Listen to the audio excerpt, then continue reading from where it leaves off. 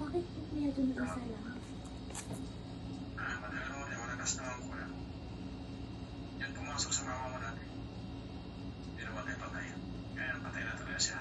Kinusgahan na siya ng Diyos.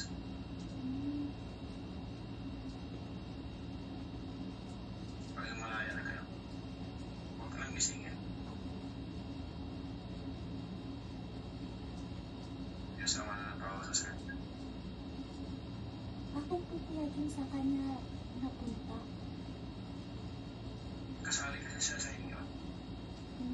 Tinatawag kasi kinukulam kayo, kinukulam din siya. Isa na nagulam. Marami sila pero dito na pinakamalakas.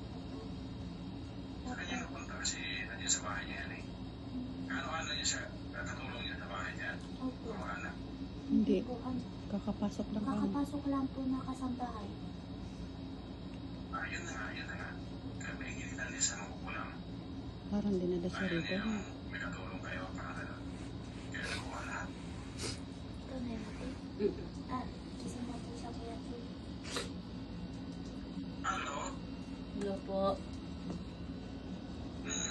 Kamusta? Okay lang po. Maging okay kayo na. Patay na yan si Matias ng mata. Lakas ng kukulam yun. Marami na pinapatay.